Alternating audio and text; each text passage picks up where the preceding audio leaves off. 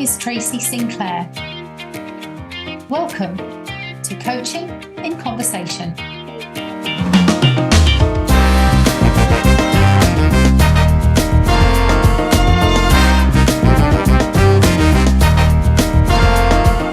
Coaching in Conversation is a chance to discuss and explore not just how we can keep developing and maturing as coach practitioners, but also to consider how coaching is evolving and its future potential and place as a powerful vehicle for human development in today's and tomorrow's world. I'll be sharing some of my own thoughts on these topics, and we will also hear from some great guests from around the world who bring their unique experience and perspectives. Hello everyone, it's Tracy Sinclair here with another episode of Coaching in Conversation. This time I am joined by Professor Jonathan Passmore, who has a strong background in consulting, having worked for organisations such as IBM and PwC in the past. He's also a chartered psychologist and the author of many books and scientific papers, including the book that he and I co-authored, which is Becoming a Coach, the Definitive ICF Guide. Jonathan is also an ongoing researcher into the space of coaching. He is a lecturer, and more recently he has been moving very much into the space of AI and digital coaching, and having served as an SVP for CoachHub, and now is taking on or has taken on a senior role at Ezra. And I have the pleasure of talking with Jonathan today around the whole digital space and AI and what the risks and opportunities are, and really hoping that you will gain something valuable here around what this means for you and how you can navigate and work through this global change that we are experiencing in how we work.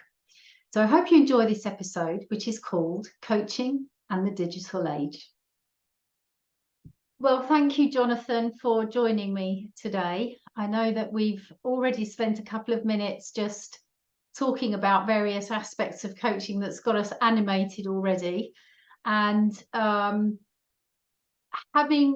you as I do, as a professor, as a researcher, as a lecturer, as a coach practitioner, and as an author and a co-author with myself, with us having written a book together, I would love to hear some of your perspectives today on really where is coaching heading, how coaching is evolving, how it's changing, what the implications of that are, and maybe also the potential of what that is. So handing over to you to kick us off. Well, Tracy, it's just lovely to join you on this podcast today. And of course, these are themes that probably interest most coaches. We're interested in the journey that lays ahead. But maybe before we talk about that, I think it might be helpful to talk about where we've come from, because where we're going will be informed by where we've come from. And listeners might be interested in checking out a piece of work that I did called The Future of Coaching. It's an article written with Rosie Evans. It's in the journal called Frontiers in Psychology. It's open access. So the University of Reading, Henley Business School, where I'm based, paid for this article to be freely available. So people can click onto that, just Google me and The Future of Coaching. And in this piece, we talk about the development of coaching and its history.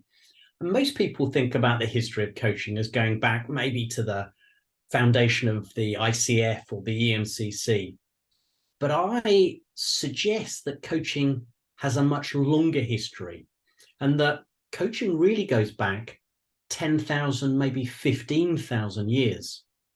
Because coaching at its simplest is really just a sophisticated model of communication. It's a tool to help people reflect, to learn, to change. And it's highly effective in dynamic environments where people need to be agile. Now, that applies certainly today, which is why coaching has certainly flourished over the last 25, 30 years. Leaders and organizations need to be agile. They need to change and adapt to cope with dynamic environments. But those statements are also true about the world that we as humans occupied 15,000 years ago as hunter-gatherers. Operating in small tribes, we would be moving from valley to valley, from location to location. So you couldn't go out to an apple tree and be told, go and pick the apples from the apple tree. They weren't there every October because the apple tree may not be there because you're in a different valley, in a different location. So I suspect that the hunter-gatherers who were moving across the landscape 15,000 years, just as they might have used a directive style of communication, look out for that tree falling or go there, they're probably also using a coaching style of encouraging people to think about the environment that they find themselves in. In this valley, look at the landscape. Look at where the sun is falling at this time of year. Look at the tracks. Look out for other features of the landscape that you might be able to leverage to be able to capture prey or to identify where the berries might be at this season in this particular valley. And of course, the other feature that we know about 15,000 years ago in hunter-gatherer tribes, people didn't have very long to share information. So average life expectancy was probably 35 years. So in that time, you had to pass on your knowledge to others in your hunting group to help them become as sophisticated and knowledgeable as you are. And we know how powerful coaching is as a conversational style to help learning and to help change. So our suggestion in this article is probably coaching goes back to the very dawn of civilization. And then we've seen some pivot points, and we're at a pivot point now, but we've had several pivot points over the history of coaching. One of those pivot points was the classical societies, Socrates and the Greeks, using coaching, a reflective style to help people to formally learn as they wandered around the streets of Athens. We had another pivot point in the 1980s and the 1990s with the emergence of coaching as a profession. And we're at a pivot point today, a pivot point where coaching is radically changing as we leverage the science of coaching, and that's come together with the technology of online communication, Zoom, as well as digital coaching platforms like Ezra and CoachHub and BetterUp. And we're now in a position where coaching is changing the very nature of engagement and changing the way we as coaches need to coach, the way we work with our clients. But we suggested that's probably not the end of the journey, that there is another pivot point in the future. One of those might be the change that will be brought about over the next decade as a result of AI. And what we hope is the proliferation of coaching and taking coaching away from it being a product sold by organizations. And of course, enterprise organizations, your global enterprises want to buy coaching for leaders and managers across their business. And there are thousands, tens of thousands, hundreds of thousands in large organizations that would benefit from learning and development and using coaching as a methodology to change. But there are also billions of people across the world who could benefit from coaching if we're able to harness the power of AI or to popularize coaching, to put it back to the people, just as it was 10,000 years ago. How do we use coaching with our children? How do we help the mum or the dad who's in Somalia with their children, helping them to reflect and to learn? How do we help the shopkeeper in Chad or the entrepreneur who is in Chile to grow their own business, leveraging coaching as a tool for change, as a powerful social agent, as part of who we are as humans, how we support and enable other people to develop across the globe, accessible for all. Wow. Well, gosh, my mind is firing off on all directions at the moment, Jonathan, because there are so many little avenues I could take with that. But and I've got one in mind. But before we do, I'd love to ask you the question, just so that we get it on the table and off the table again, which is a question I get asked a lot around the upcoming influence of AI on our profession. is one of the biggest questions that a lot of coaches ask is the fear-based question, I guess, of what will happen to me as a human practitioner when AI and other forms of digital coaching continues to expand. Before we look at the potential of where all of this is going, what is your perspective on that question that is coming up for some of the human coaching population? Well, I guess one would say predicting the future is a fool's game. The future is trumpet-shaped, so inevitably is very difficult to predict. The further out we go, the more difficult it becomes to predict. And I can see a number of different scenarios. So scenario number one that I could see might be described for some coaches as a hell outcome. And that is that in the same way that blacksmiths were affected by the emergence of the motor car, coaches will be affected by the emergence of AI. Not that they will completely disappear, so you can still find a blacksmith, but they're not in every village, they're not in every town, they're not even in every community of maybe 50,000 people. They're hard to find. There are a few of them there providing those services because the car has taken over from the horse. If we go back 150 years, most settlements, most communities, many families would have a horse pulling the plow, pulling the cart. And the world has changed. Technology has come on. The car is more convenient. It's more cost effective. It's an easier solution. People have gravitated to that. So one scenario is, while we might love the human coach in the way that we might love a horse, it's just a car is much more convenient. And if it does the job better and at a lower cost, humans will gravitate towards that. And that may potentially be one outcome that we'll see coaching has reached or will reach over the next year or two or three. Its peak number of coaches. And as AI technology continues to move forward, we'll see that increasingly doing the job of the human coach. That's one scenario. And you might say there are benefits of that. One potential benefit is that we as humans require holidays. The AI technology never requires a holiday. It never requires a day off. It's available 24/7, 365 days a year. A second benefit, you might argue, is that potentially the AI coach, if we leverage it, if it's monetized by organizations in, say, a similar way to the Google search engine, Google gets an income, but it doesn't get an income from us who are using it. It's using our data. So I could see a scenario where the AI tool uses our data, but it's available for free. So that might make it accessible to those billions of people that I was speaking about earlier in the podcast. And while we as individual coaches might bemoan the loss of that particular activity that we love, maybe we just do it in a different way.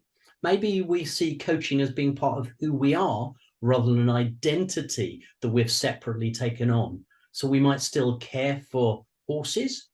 We might still engage in looking after them, maybe in a blacksmithing role or caring for them. We might still engage with coaching, but in that, the identity is different. So I could see this as a potential outcome that we change our identity into doing learning and development more generally and seeing coaching being just part of our everyday activity with AI available free for billions of people on the planet. Maybe bad for coaches, but was it bad for blacksmiths? Change takes time and people reinvent themselves. So I'm sure that that's true of all coaches. We might like this, but we can reinvent ourselves in different identities and provide other sources for income. Over the next 10 or 20 years that change might take place. A different scenario is the way we might be using AI as a complementary tool. And this is what I would be advocating in the short term. So coaches shouldn't be frightened of the technology. It's how could they reinvent themselves by engaging with the technology? What does that mean to be using AI to support their individual development? So there are software providers who are out there. Avida is one example of these, who provide the opportunity for reflective practice through their tool. Supervision, being able to look at what we're doing and to receive input back to learn to develop as a coach, to become better. AI could serve that purpose. We could be using it at coaches as a nudging tool. So at Ezra, we have implemented AI with Ezra Focus as a way of helping people to be directed to particular learning outcomes. There are multiple software providers who can help coaches who operate as sole practitioners to do something similar. So AI becomes a tool in their toolkit, being able to be used in the same way that they're using Zoom. They just need to seize the opportunity, understand how they could do that. And then thirdly, I can see some examples of coaches who are setting up their own avatars, their own AI chatbot for the conversations between formalized human coaching sessions. So again, this is a potential to set up a series of prompts using GPT or using other AI software that could act as a representative on the 15 or 18 hours a day when the coach is not available. So when that leader or manager at 2 a.m. can't sleep, wants to have a conversation, they can have a conversation with your representative for 10 or 15 minutes as your avatar, and then form a date and a time in your diary to speak with you tomorrow or the day after or whenever you and they can connect. So there are real opportunities, I think, as well as risks. How the future unfolds, very difficult for us to predict. But the one thing that I would say is we are part of unfolding that future. As coaches, as users of digital services, we have a stake and a responsibility to try to ensure that as AI develops, we become its masters, not become its servants. Wow. So if I try to pull together some of those threads there, Jonathan, I'm hearing a number of key messages here, I think, just to check with you. I'm hearing, first of all, if we try to fight, ignore, deny, and resist, we could experience the risks rather than the opportunities. And I'm really hearing that the opportunity here is to integrate and work with the digital space and the AI space as part of your work, to interweave that into your identity. So embrace it and use it and partner with it almost. The other thing I'm hearing you say is, in some ways, which is kind of where some of my own sense is going, is that I'm almost seeing coaching bringing itself out and beyond coaches. So coaching almost as a way of communicating, as you put it initially, as being something that is surfacing and emerging in its own right almost, and not something that has to necessarily be anchored into the discrete identity or profile of a coach practitioner. And that's, I guess, takes me right back to one of the first things that you said around the potential for coaching is how does it become societal? How does it become fully integrated into society so that it reaches all elements? So if we were to go back then to that part, well, you've said that predicting the future is very difficult, a fool's game. I thought of it's a bit like predicting the weather, which is probably also a fool's game. But I mean, what could you imagine being the potential for coaching in 5, 10, 15, 20 years' time? Where could this be?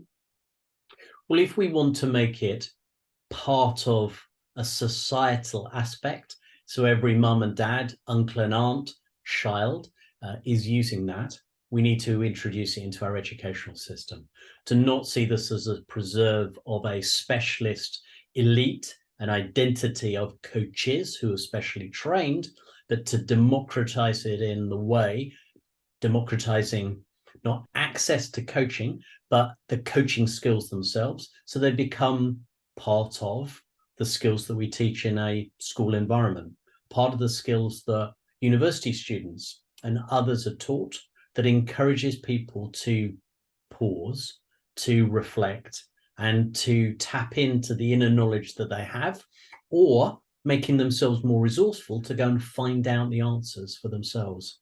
For me, what is at the heart of coaching is about individuals taking more personal responsibility and individuals having a deeper understanding about who they are. And together, that helps them to become more choiceful. What can I do within my sphere of influence to achieve the outcomes that I want? So clarifying the outcomes that you want and identifying the limits of what you can achieve. I might want to become world king. That's not a realistic goal. But what might be a realistic goal is to influence my parish council to try and reduce the speed limit through our village. So think about the things that you can achieve and to focus on those where our energies can be achieving realistic short-term outcomes. And of course, hold that vision and maybe work towards something, but outcomes happen step by step. They don't happen overnight. And so goals require individuals to have those intermediate steps towards them. And I would be saying, when we're talking about education, let's start in primary. Let's work on and work with governments and with the EU and the United States and other governments across the world, giving them the resources packs that they could introduce coaching skills as part of a syllabus, as part of a way of getting people to reflect, to be more self-aware, and to ask more questions rather than to provide more answers. Yeah, absolutely. And what you're describing there, it links into something I've set up in my organization, which is called Coaching with Conscience, which is a non-profit side of my work, where we offer very accessible, either very low fee or pro bono coaching services provided by alumni from my community to schools, educators, charities, non-for-profits, to try to really make that as accessible as possible. That obviously does have an impact on the economic or the commercial model for coaching, which is also changing, I think, in terms of what are expected fees, whether a coach can expect to secure a partial or a full income from coaching. Whenever we democratize something, it changes the commercial modeling alongside it, doesn't it? What are you noticing around that? What are your perspectives around that? Well, again, taking the long view, if we look back to the 1980s and 1990s, coaching was focused on the elite. It was focused on senior executives and organizations, provided often by highly educated or highly experienced coaches, not always qualified, but people who've been there, seen it and done it. Some of them were qualified through the ICF or the EMCC or other bodies, and they would charge fees that were at the top end. Let's just say $1,000 US, 1,000 euros an hour was not untypical for coaching pieces of work that people were doing in the 1980s and 1990s. And what we've then seen, even though we've had inflation eroding the costs, fee rates have come down as the supply of coaches has gone up. And I've seen that particularly markedly take place since 2010, where we've seen probably more than a doubling of the number of coaches who are in the marketplace. So the overall rates have come down. And since 2020, with the introduction of digital coaching platforms, most digital coaching platforms have a queue of people out of the door who are looking for increase in the number of coaching hours that they undertake. They want to do more because the model that we have, the ICF model, for example, says, hey, to become a master coach, you need these number of hours. To become a PCC, you need these number of hours. So people are driven towards doing more and more hours. Well, how do you do that?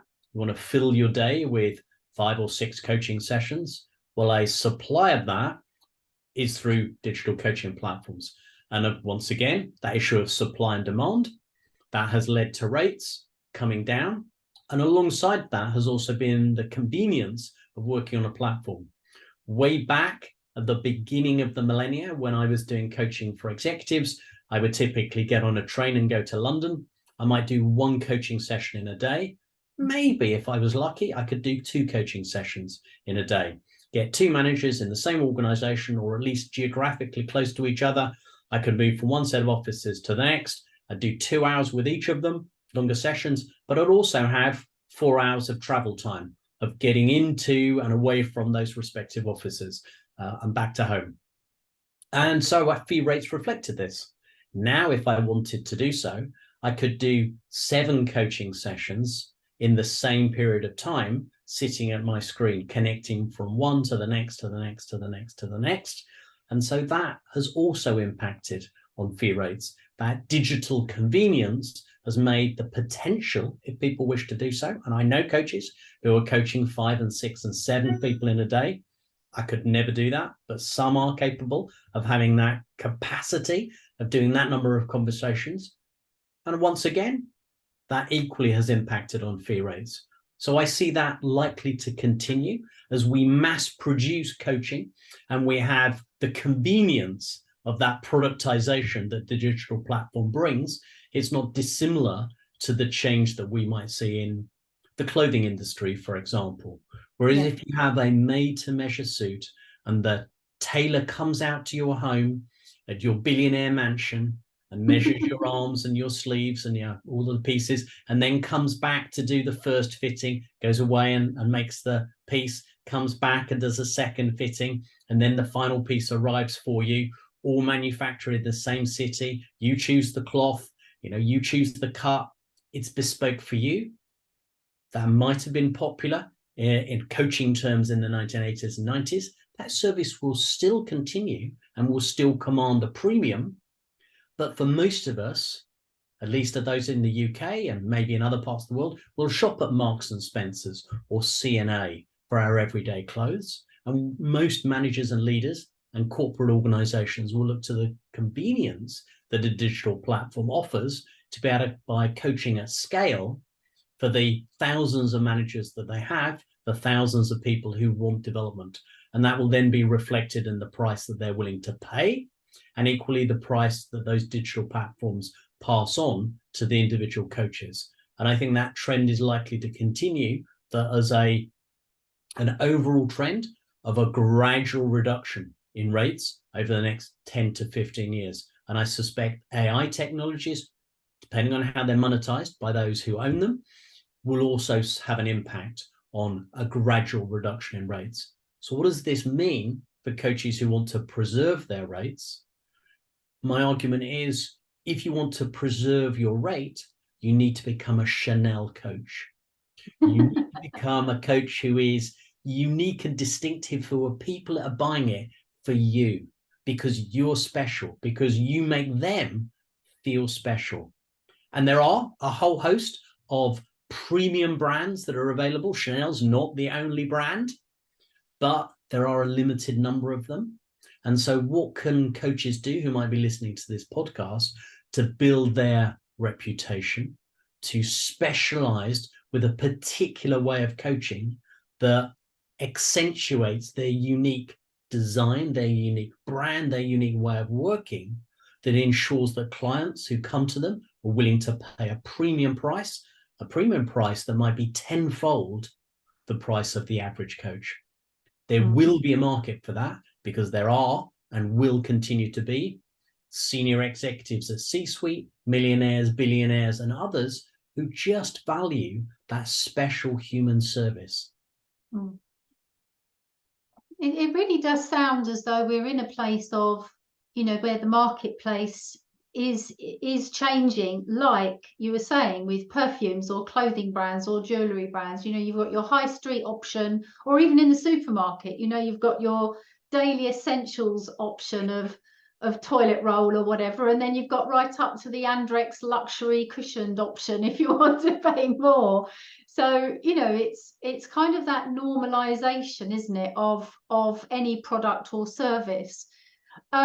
The thing I'd love to ask you, and I suppose in some ways this is a slightly a devil's advocate question, but I know and I hope you'll appreciate it, because I know that ethics and ethical practice is close to your heart, is two characteristics then that I'm seeing of the democratization of the profession and the digitalization of the profession is, one is fees are coming down, alongside that, coaches are looking to get lots of hours, to get their credentials for whatever organisation they're affiliated with. And with the digital platforms, we have the opportunity to potentially coach 7 people in a day and not 2. So with all of that, we potentially have a scenario that, well, I'm seeing a lot, where we are having coaches that are in that digital space and are coaching 7 people throughout the day. And as you've quite rightly highlighted, there are some people who can do that perfectly well, and other people feel less willing, ready, or able to do that. My question here, I guess, is around the ethical and the integrity part of that, is how do we sustain the ethical integrity of the service that client number 7 gets compared to client number 1? And the reason I ask that is that I notice a lot as a teacher of coaches and as a supervisor of coaches, this question comes up quite a lot around, almost where, and I know this is not a good metaphor, but at the worst end of this scenario, it feels almost like what I describe as battery hen coaching. Yeah, where you've got coaches plugged into a system who are just literally churning out conversation after conversation. So for me, there is an ethical edge here on how do we ensure the quality, the integrity, the preparedness, the presence, the readiness of the practitioner when we're having this pressure to do more volume with lower fees and the capacity to do more volume because of the systems we now have access to. How do we balance that with that quality? Tracy, that is a super question, and one that I think most of us struggle with. So platforms, for example, could say, you can only do 4 sessions in a day. Fantastic. But then the coach will go away and work with a different platform. You could try and regulate this through ethical codes. But how do you check? We don't have, as you might do, a driver in a lorry, a tachograph collecting the data on how many hours that person is driving, how many hours the person is coaching. So it all comes down to the individual coach for them to make judgments about how effective they are. And I would suggest it also comes down to platforms for them to put in place appropriate measures for the client to assess, was that a helpful coaching conversation? I think that's it's a proxy, because of course clients are not always the most sophisticated at making judgments. There's also social desirability. If you're working with an individual, maybe they're a bit tired today, it's the end of the day, maybe I'm a bit tired today, maybe that's had an effect on the value of the coaching conversation. So these are very difficult things for professional bodies to regulate, difficult things for digital platform providers to manage or control. And I think that there is a tendency that we've created in the system, but it's a choice of the individual coach, a tendency in the system that is pushing people through the accreditation hours, through generating revenue, through the convenience of being on a platform, to do multiple sessions in a day. I know myself best, and I know I would be dreadful at it, that the person who worked at number 7 would definitely get the worst service. Probably number 2. I've warmed up a little bit. Number 1, you're still, getting out of bed 8 o'clock or 9 o'clock for your first session. You want to get warmed into it. Second session, peak performance. 3 is okay. 4 might be a little bit tired, still all right, still competent. And then I'd see a decline. And in fact, we see this generally in human performance. We see that in teachers in the classroom. So if you're a tutor or if you're a learner, we talk about circadian rhythms and that drop off in learner performance and in teacher performance. So this happens naturally in many other environments, and we just accept it as a way of being. And I suppose what I would be encouraging is coaches to be mindful about, when are they best? There are some people who are best late into the evening. Pick 3 sessions or at most 4 sessions in a day. Knowing yourself best, maybe it's only 2 or maybe it's 5. And then allocate your time to be at best effect, and don't fill your day for the maximum number of sessions that you can cram in. And then I would also be saying is trying to make sure that it's a focus not on hours, but on quality and on learning. And so you know that I, over 20 years, 15 years, probably 20 years, have talked with the ICF, with other professional bodies, to get a shift away from the number of hours, because that we know number of hours is a very poor proxy of a measure of quality. And that we often talk of 10,000 hours leads people to be experts. And the story I was telling back in 2003 and 4 at conferences, when I spoke to ICF colleagues at this stage, when there was a focus on hours, and there still is, and I had young children at the time, I've spent hours and hours and hours in the kitchen, cooking scrambled egg, beans on toast, boiled eggs. But does that make me a master chef? No. And of course, a master chef is not somebody who simply spent hours in a kitchen. It's somebody who is bringing their creativity and their insight across a range of different culinary techniques.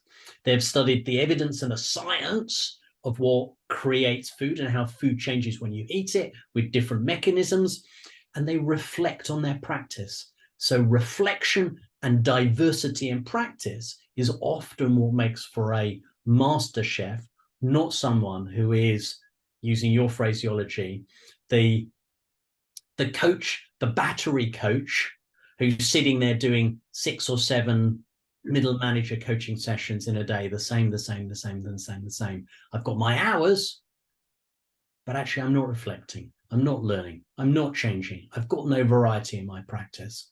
That doesn't make a master. Simply you've got 3,000, 5,000, 55,000. And we need to encourage our colleagues in all of the professional bodies to look towards reflective practice, journaling, supervision, to enhance the quality of coaching, not simply a focus on hours. And we also need to be encouraging, when we look at competency frameworks, need to have an integrated framework where all of that framework is in the public domain. So we have the broad competencies and then behavior anchored rating scales for each of the levels. Yeah. Or maybe we should be getting rid of levels. When I'm an accountant, I'm either an accountant or I'm not an accountant. I reach a level of competence and we don't say, oh, you're a master accountant, you're a professional accountant, you're only an associate accountant. Maybe we need to have, maybe there is a provisional licensing period. You've got to do 12 months, you've got to do a certain number of hours, you've got to reflect, have some supervision, whatever it might be, and then you become fully qualified, having completed your academic qualifications. So a review, I think, of the journey towards the professional status is long overdue. I've not been winning the argument, but I'm sure this podcast will convince the million listeners, Tracy, of your podcast to seize upon this and to storm the barricades of all of the professional bodies to shift towards more reflective practice. Whenever I post about this on LinkedIn, I get endless positive comments saying, yes, this is the direction that we should be going. But I have so far failed to convince colleagues at professional bodies that hours by themselves are not the only route to mastery. Yeah. I'll get off my soapbox now. Well, I know you and I have had conversations along these lines before, and I completely, agree that cannot be a single measure of someone's, skills. And what I'm really picking up from what you're saying, which is also very close to my heart, is that there's a strong message, I think, here that those of us who are practitioners, we are not just focusing on passing the driving test and getting the skills that we then do with someone else, that we're also equally focusing on who we are being. And it's something I know myself in the courses that I run. I try very hard to instill or invite that reflection very early on around, how am I operating as a professional of integrity? What is the being of me as a practitioner over and above the doing of my work? Because if it just stays at the level of doing, that's when we get the battery hen approach, I think, where it's just copy, paste, copy, paste, copy, paste. And I think if anything, the risk there is that lowers the integrity of the profession. Whereas if we can keep this as something that is a profession of pride and integrity, that we're investing in our own awareness as instruments of our work and not just the basic skills from the rule book, as it were, that's got to be very important here. I fully agree. And going back to our earlier parts of the conversation about AI is going to be fabulous at copy, paste, copy, paste, copy, paste. And it's going to be less good at the creativity, the uniqueness, the beauty that we as humans bring to each and every conversation, because we're complex, messy, mixed up, and fabulous all at the same time. Yeah. Well, that feels like a wonderful point to start to bring our conversation maybe to a pause for today. I know we could go on and keep exploring this, but maybe we'll save that for another episode. In terms of bringing this to a pause for today, are there any other final words that you might like to say to those millions of people that are listening to this, of course? What would your parting message be? I think number one would be, don't be frightened of AI. Seize the opportunities of digital and AI. Start to learn about it. And when we understand something, it becomes less of a threat and becomes a tool that we could start to use and integrate into our coaching practice. Number two, I would be saying from our conversation, reflection is critical. It helps us to continue to understand who we are, to grow and develop as a person, as well as a coach. So think about how you could draw upon reflective practice, maybe by writing a journal every week, spending 20 minutes over a cup of coffee once a week to find one incident from your coaching practice that week and to reflect on it. And maybe using a reflective framework. So you and I in the book talk about Henley 8. It's just one framework that's available. There are other frameworks that are available. So just to guide like a handrail through your reflective practice.